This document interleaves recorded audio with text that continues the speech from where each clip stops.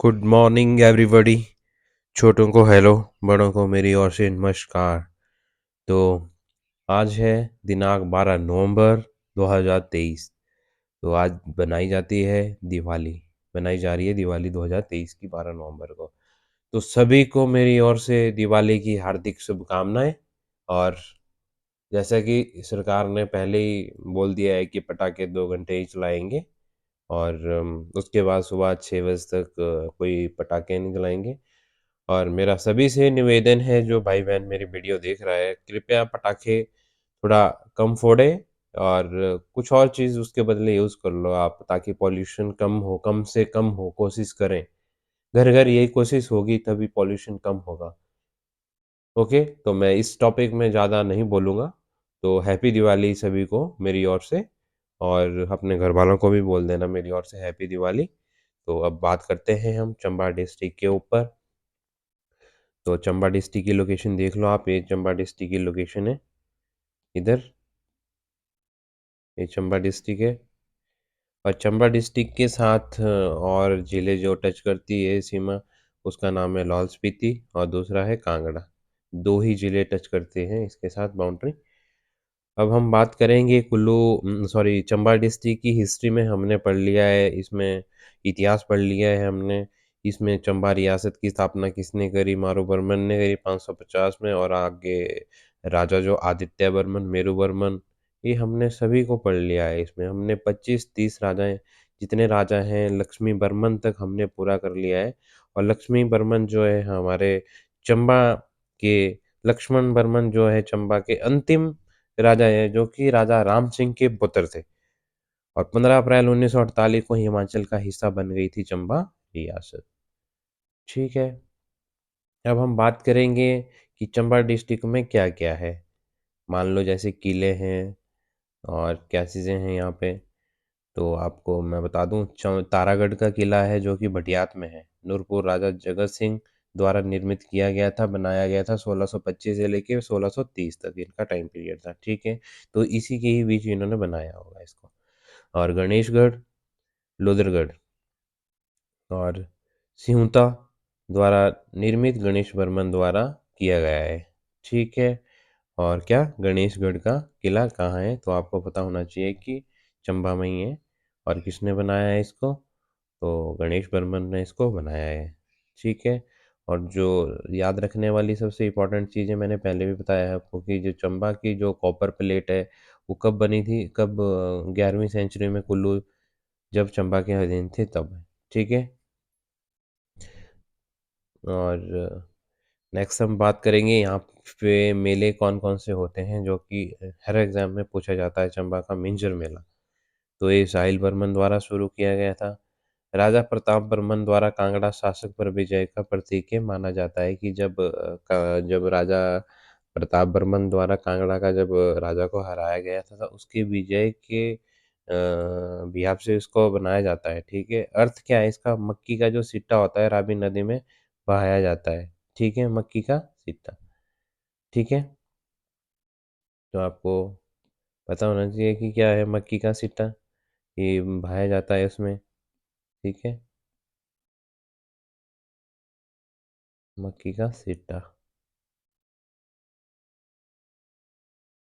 ये रावी नदी में बहाया जाता है। और इसमें चंबा के लक्ष्मी नारायण मंदिर में पूजा की जाती है। और अगस्त महीने में इसको बनाया जाता है। और कहाँ होता है? चौगान मैदान में होता है।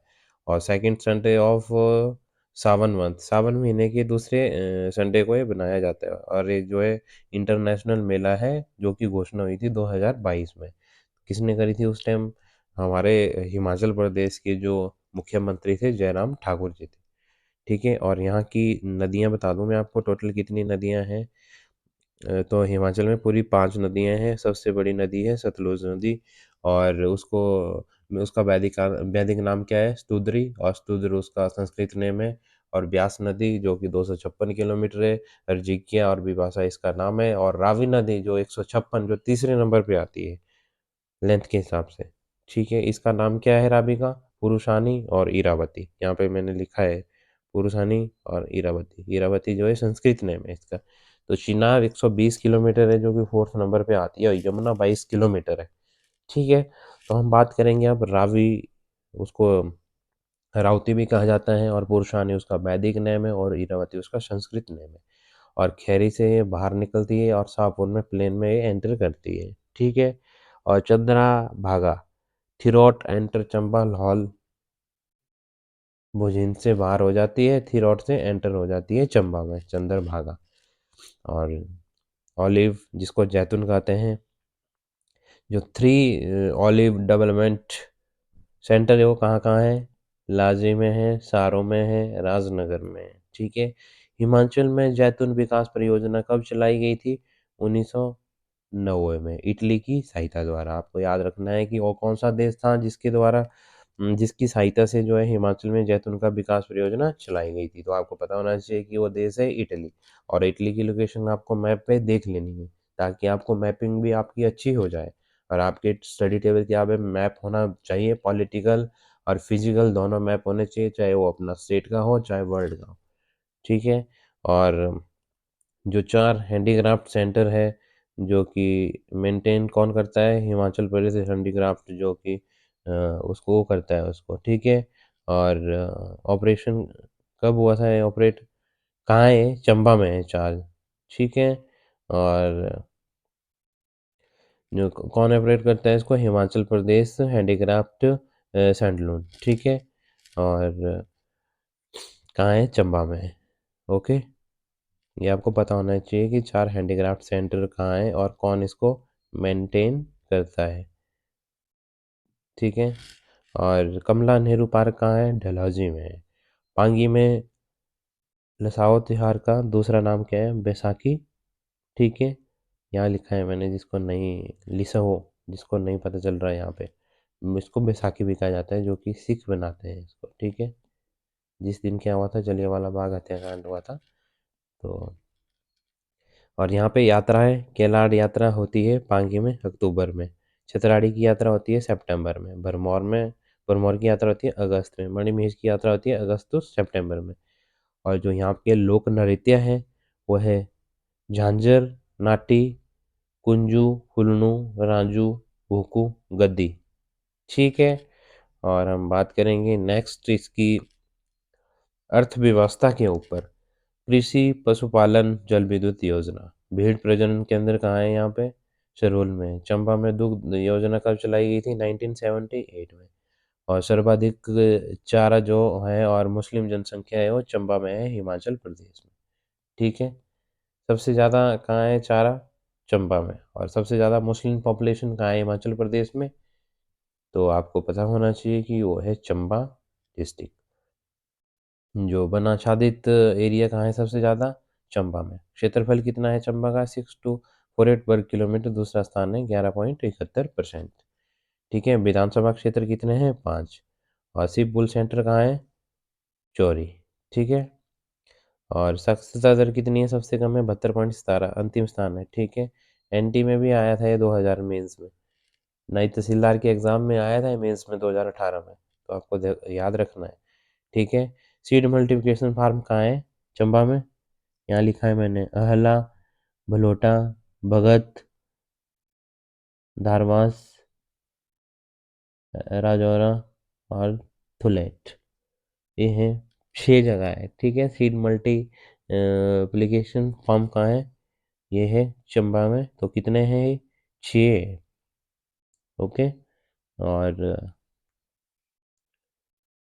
विजिटेड जो चंबा में जो हमारे ट्रैवलर्स है उस टाइम, यूरोपियन तो किस किस ने, यूरोपियन नहीं है ये तो अपने ही है। तो कब विजिट किया था इन्होंने? सुभाष चंद्र बोस ने 1937 में चंबा विजिट किया था। रविंद्रनाथ टैगोर ने 1873 में विजिट किया था चंबा को। और जो गुरुदेव थे, राष्ट्रीय गान गाया था इन्होंने, 52 सेकंड इसका काम है। ठीक है, इनको गुरुदेव भी कहते थे। और चंबा किसान आंदोलन कब हुआ था? 1895 में हुआ था। ठीक है, और राजा श्याम सिंह के समय में हुआ था। कब हुआ था? 1895 में चंबा किसान आंदोलन। और पर्वत श्रृंखला यहाँ पे हाथीधार है, और जो कि भटियात भटियात और धौलाधार के हाथीधार के बीच में क्या है? भटियात और इसके बीच में है दोनों। पांगी श्रृंखला को पीर पंजाल भी कहा जाता है।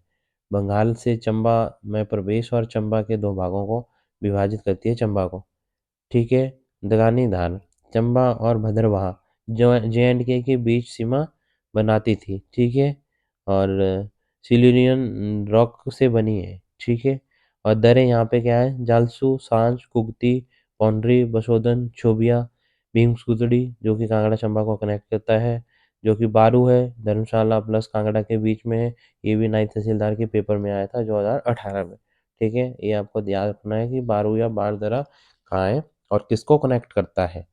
और जो यहाँ पे घाटियाँ है, राबी घाटी, चिनाब, चंद्रभागा घाटी चंबा में स्थित है। भटियात और सिहोता चंबा की सबसे उपजाऊ घाटी है। याद रखना है आपको, भटियात और सिहोता। यहाँ पे मैंने आपको बताया भी था कि एक किला भी है यहाँ पे।